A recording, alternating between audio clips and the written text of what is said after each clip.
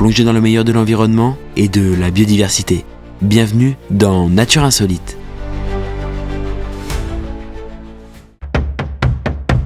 Salut à toutes et à tous, c'est Kélian et je suis très heureux de vous retrouver. Comme vous l'avez sûrement remarqué à la vignette et au titre de cet épisode, on attaque désormais une nouvelle saison, un nouveau chapitre, bref, une nouvelle aventure. Comme d'habitude, nous n'allons pas être seuls cette fois pour cette saison 8 et dernière saison qui est d'ailleurs une sorte de mini-saison de 5 épisodes au lieu de 10 pour les saisons traditionnelles réalisées jusqu'à maintenant. C'est l'entreprise By Lily qui a accepté de nous suivre et de nous accompagner.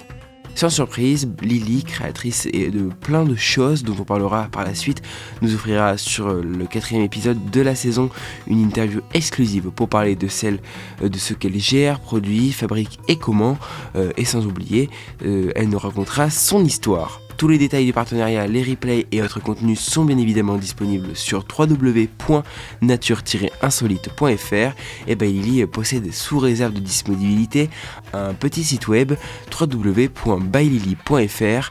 Alors By Lily, Lily avec un Y, BYLYLY.fr. Vous y retrouverez un peu plus de détails. Maintenant, il est temps de commencer cet épisode. Comme le titre de l'épisode l'indique, aujourd'hui je vais commencer par poser les bases de cette saison et aborder quelques infos en lien avec la laine végétale. Tout d'abord, qu'est-ce que la laine végétale ? Bon, en vrai, rien de très compliqué. La laine végétale correspond à ce qu'on appelle les plantes, c'est-à-dire que comparé à la laine classique qui provient des moutons, des brebis et autres animaux de la même famille, celle-ci provient des plantes. Oui, ça peut effectivement surprendre, dit comme ça. Dans l'objectif de respecter de plus en plus l'environnement, les entreprises de fabrication, notamment les entreprises individuelles et artisanales de textiles comme les vêtements par exemple, optent de plus en plus pour la laine végétale car elle n'impacte pas l'animal directement, ne l'exploite pas. Cependant, il n'y a pas que ça, car il y a bien évidemment d'autres facteurs importants à prendre en compte, tout comme celui de la décomposition. La laine végétale se décompose et se recycle très facilement, alors que la laine du mouton, elle, met jusqu'à 5 ans, voire plus, pour se décomposer, tout en libérant pendant tout ce temps des substances toxiques et des gaz nocifs pour l'environnement. Donc, vous vous doutez bien que cela devient de moins en moins négligeable. La laine végétale se répand à grande échelle comparé à ce que l'on pourrait penser. Par exemple, elle regroupe le coton biologique, très utilisé à l'heure actuelle, le lin, une matière que l'on considère de nos jours comme premium, offrant des vêtements souples, amples et de qualité exceptionnelle et super confortable en été. Elle regroupe également le bambou, très souvent utilisé pour les vêtements de sport et d'intérieur grâce à sa capacité ultra absorbante.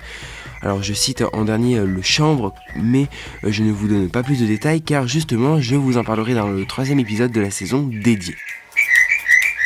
De plus, la laine végétale possède des avantages que la laine animale n'a pas, à commencer par la douceur qu'elle propose, ce qui permet l'acquisition d'un tissu beaucoup moins irritant que la laine classique qui a tendance à contenir de micro-écailles quasiment microscopiques.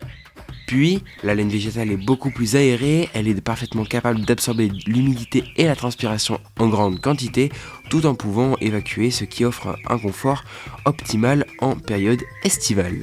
Comparé à la laine animale qui, elle, retient énormément la chaleur, isole thermiquement et absorbe beaucoup moins. Bon, je ne vais pas faire un débat sur la laine végétale, c'était simplement pour vous citer les principaux avantages qu'elle propose et vous permettre de comprendre son intérêt. Maintenant, remontons dans le temps. Il y a un peu plus de 7000 ans maintenant, 7000. C'est l'âge des tissus les plus anciens retrouvés au Mexique et au Pakistan. De nombreuses civilisations utilisaient déjà des tissus à ces époques, tout comme les Incas, des civilisations précolombiennes et les Égyptiens. Depuis cette époque très ancienne, la fibre n'a fait que changer et améliorer la façon de nous habiller et de nous présenter aux autres. Sous la découverte des tissus et du coton par exemple, jamais nous en serions là aujourd'hui. Mais alors, comment fait-on pour passer du coton dans un champ nuage au fil solide et très fin utilisé pour coudre et fabriquer des vêtements ? Excellente question. En fait, on procède tout d'abord l'engrenage, c'est-à-dire retirer toutes les graines pour ne garder que le nuage. Ensuite, on réalise le cardage, donc on démêle et brosse les fibres pour toutes les aligner entre elles. Et on termine avec le filage en étirant et tordant les fils sur eux-mêmes pour créer une vraie solidité. Comme vous l'aurez sûrement compris, la torsion est le secret technique qui nous permet de fabriquer du fil excellent, non ? Bon, j'arrive déjà à la toute fin de cet épisode. Je vous remercie d'avoir pris le temps d'écouter le premier épisode de cette saison. Je vous invite à redécouvrir toutes les saisons précédentes et vos épisodes préférés sur notre site officiel www.nature-insolite.fr. Également, nous sommes disponibles sur toutes les plateformes de podcast Deezer, Spotify, Amazon Music, Audible et bien plus encore, pour vous permettre et vous offrir un accès en continu et permanent, bien sûr. Notre partenaire officiel de saison By Lily est accessible également à l'adresse suivante www.byllyly.fr. Je vous remercie, à très vite dans le second épisode de cette saison et c'était Kélian, ciao ciao.